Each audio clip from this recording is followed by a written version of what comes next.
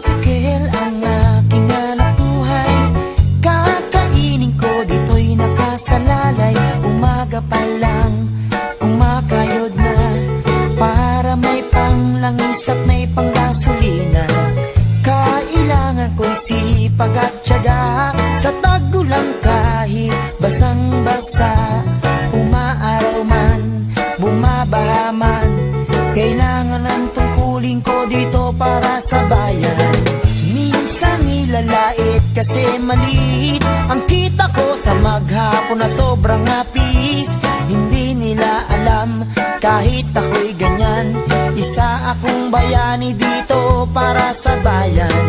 Minsan kulang at minsan ay sobra ang bayad ng pasahero ko, minsan masungit pa kahit na ganito.